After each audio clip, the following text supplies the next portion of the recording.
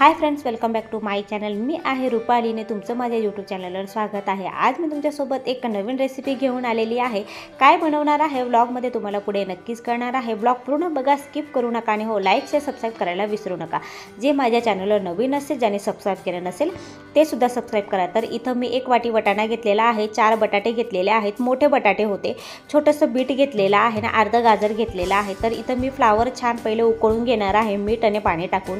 कोणी कोणी अशीच फ्लावर टाकतं, पण सगळ्यांना मी एक सजेशन करेन की फ्लावरमध्ये खूप छोटे छोटे अशा आळ्या असतात जे आपल्याला डोळ्याने दिसत नाहीत।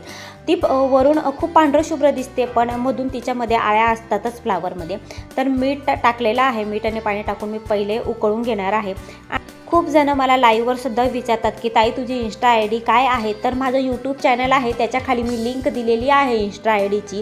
आणि जर तुम्हाला ती भेटली नसेल आणि कळत नसेल तर तुम्हाला मी माझी इन्स्टा आय डी सांगते। दसपुते रुपाली 60 माझी इन्स्टा आय डी आहे आणि माझं चॅनलचं नाव आहे रुपालीज वर्ड। तर यूट्यूबवर पण सबस्क्राईब करा आणि इंस्टावर पण मला नक्की फॉलो करा। तर इथं मी सगळ्या भाज्या छान धुवून घेतलेल्या आहेत आणि त्याच्यानंतर मी त्यांना शिजवायला ठेवलेला आहे कुकरमध्ये।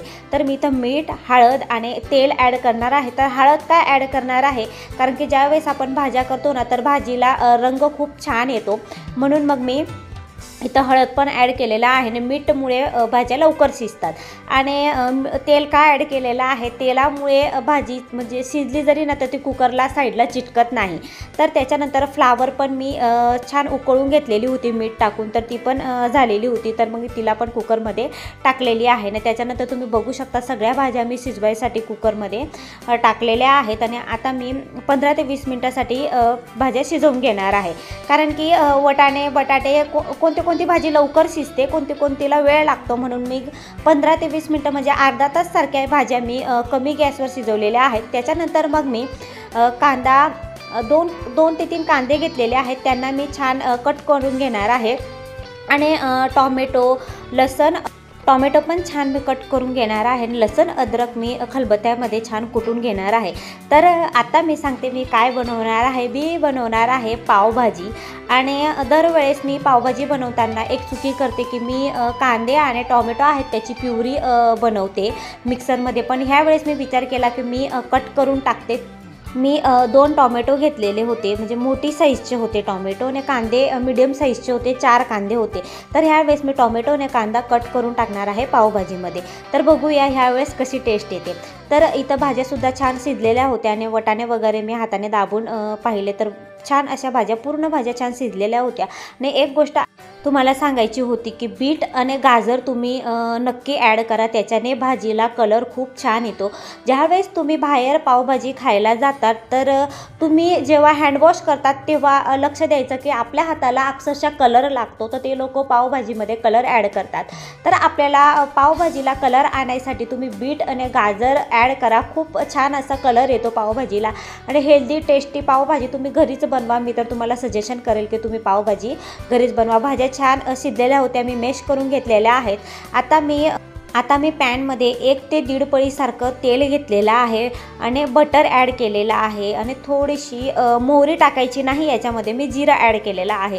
तर तुम्ही जेव्हा पण पावभाजी करणार त्यावेळेस बटर थोडं जास्त घ्या आणि तेल पण तुम्ही जास्त यूज करा, कारण की पावभाजीला तेल आणि बटरमुळे छान अशी टेस्ट येते। त्याच्यानंतर मी अद्रक लसूणला छान खलबत्त्यामध्ये कुटून घेतलेलं होतं, ते याच्यात ॲड केलेलं आहे। कांदे पण मी छान बारीक कट करून घेतलेले होते, टोमॅटो छान कट करून घेतलेले आहे। आणि मी याच्यात थोडंसं मीठ ॲड करणार आहे आणि हे सुद्धा मी 10 ते 15 मिनिटासाठी छान शिजू देणार आहे। थोडंसं मी मीठ ॲड केलेलं आहे आणि भाज्या शिजवायच्या वेळेस पण मी मीठ टाकलेलं होतं। तर ज्यावेळेस तुमची पावभाजी रेडी होईल त्यावेळेस लक्षात ठेवायचं की मीठ थोडं टेस्ट करून टाका की खारट नको व्हायला म्हणून। तर इथं मी पावभाजीचा मसाल्याचं ते छोटंसं पॅकेट येतं ना 10 वालं, ते पूर्ण मी याच्यात टाकलेलं आहे। आणि 2 चमचा आपलं घरचं तिखट टाकलेलं आहे, अर्धा चमचा हळद घेतलेली आहे आणि अर्धा चमचा घरचा मसाला टाकलेला आहे। तर इथं तुम्ही घरगुती मसाल्यांचाच यूज करा। पावभाजीचा मसाला फक्त कलर वगैरे साठीच ॲड करावा लागतो, त्याला काय टेस्ट वगैरे नसते आणि तो जास्त तिखटसुद्धा नसतो, म्हणून तुम्ही घरचे मसाले थोडे जास्त ॲड करा। आणि पावभाजी थोडीशी म्हणजे तिखटच छान लागते हे तर मला असं वाटतं। जर तुमच्या घरी तिखट खात नसतील तर तुम्ही थोडंसं कमी तिखट टाका। दक्षने म्हणजे त्याला तिखट लागत होते, पण त्याने तरीसुद्धा खाल्लेली आहे. त्याला पर्सनली पावभाजी खूप आवडते आणि आमच्या घरी तर यांची फेवरेट डिश आहे पावभाजी. कुठं पण गेले तर हे पावभाजीच ऑर्डर करता. तर मग मी विचार केला की चला आज यांच्यासाठी मी घरी काहीतरी स्पेशल बनवू. तर मी जे मेश केलेले भाज्या होत्या त्या सगळ्या मी ॲड केलेल्या आहेत. आणि काय झालं माहिती आहे का, मी फोन लावलेला होता रिंग लाईटला आणि मला असं वाटलं की फोन चालूच आहे, पण स्टोरेज फुल झालेली होती मोबाईलमधली आणि व्लॉग म्हणजे व्हिडिओ आपलाच बंद झाला. तर जेव्हा मी भाजीमध्ये पाणी टाकलं ना तर ते काही दाखवता आलेलं नाही मला व्हिडिओमध्ये. तर तुम्ही याच्यात जर तुम्हाला जास्त पाणी लागत असेल तुम्ही जास्त पाणी ॲड करा आणि थोडीशी भाजी तुम्हाला थिक ठेवायची असेल तर तुम्ही थोडी थिक ठेवा. तर स्वादनुसार थोडंसं मीठ टाकलेलं आहे, कोथिंबीर मी टाकलेली आहे गार्लिशसाठी.